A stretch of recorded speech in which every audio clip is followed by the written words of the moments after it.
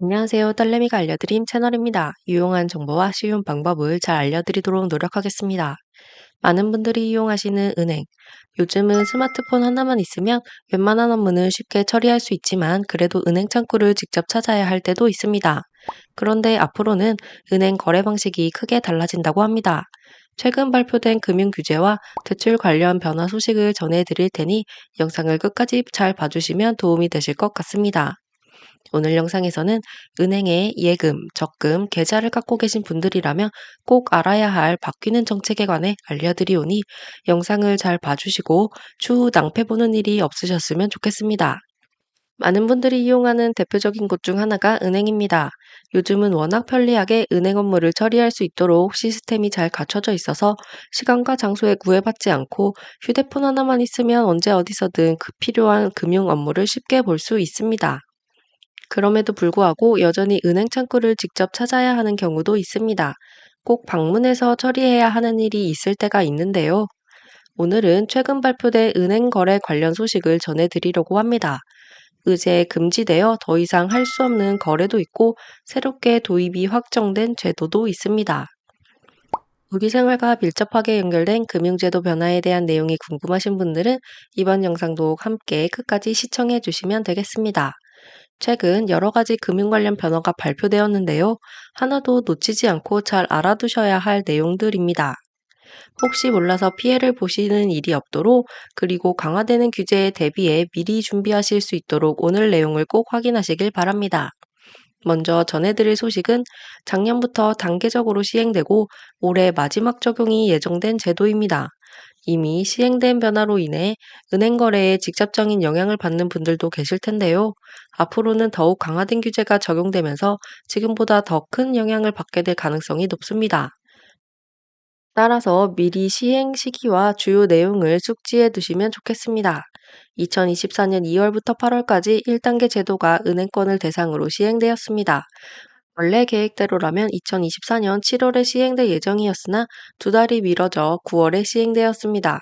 이후 2단계에서는 적용 범위가 은행뿐만 아니라 제2금융권까지 확대되었고 2025년에는 최종 3단계 시행을 앞두고 있습니다. 최근 금융당국이 3단계 시행 시기를 발표했는데요. 예정대로 2025년 7월부터 모든 은행권과 이 금융권에 적용될 예정입니다. 고금리와 고물가 시대를 살아가는 금융 소비자들에게 부담이 커지고 있습니다. 경제적인 부담이 있음에도 불구하고 생활을 유지하기 위해 어쩔 수 없이 대출을 받아야 하는 경우가 생기곤 합니다. 갑작스럽게 목돈이 필요할 때 미리 준비되어 있으면 다행이지만 그렇지 않을 경우에는 높은 금리를 감수하고서라도 대출을 받아야 할 때가 있습니다. 오는 7월부터 시행되는 새로운 제도로 인해 대출자의 대출 한도에 변화가 있을 것으로 예상됩니다. 7월부터 본격적으로 스트레스 DSR 3단계가 시행되면서 DSR을 산정할 때 일정 수준의 가상금리가 적용되어 대출 한도가 조정될 예정입니다. 즉, 오늘 7월부터 대출 규제가 한층 강화됩니다.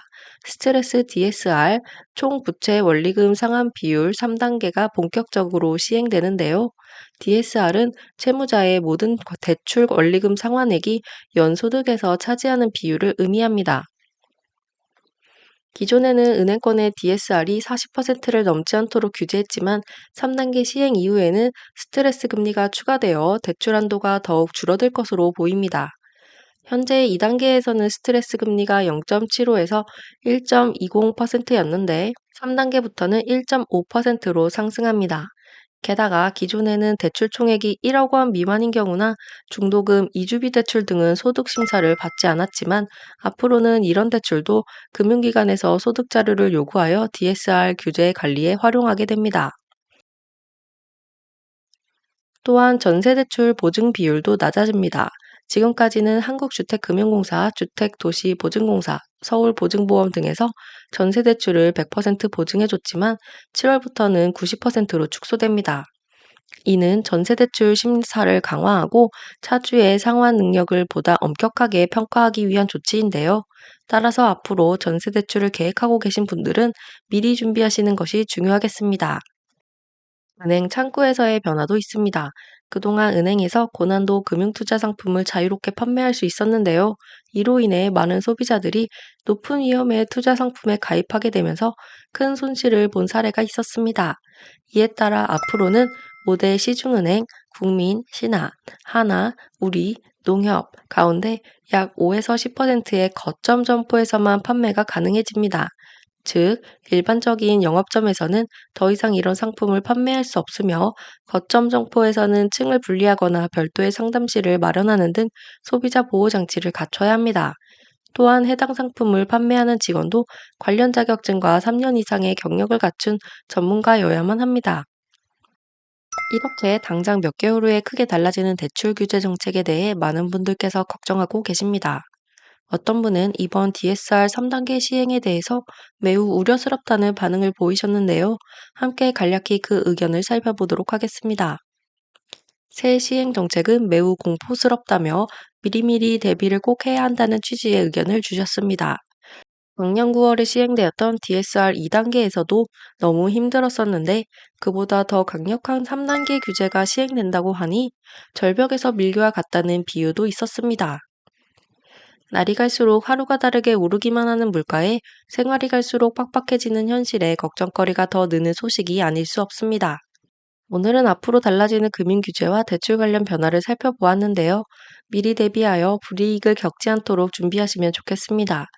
마지막으로 금융당국은 부동산 시장과 가계부채 추이를 고려하여 앞으로도 DSR 규제 범위나 금리 수준을 조정할 가능성이 있다고 밝혔습니다. 특히 수도권 부동산 시장이 과열될 조짐이 보이면 규제가 더욱 강화될 수도 있다고 하니 관심 있으신 분들은 지속적으로 관련 소식을 확인하시는 것이 좋겠습니다. 딸내미 채널에서는 5060 중년 시니어를 위한 알짜 정보들을 많이 전달해 드리고 있습니다. 지난 영상에서는 만약 내 집 3억이 있다면 주택연금 신청 시 얼마를 평생 받을 수 있는지, 과연 몇 살에 신청해야 가장 유리한지 등에 대해 소개해 드린 적이 있습니다.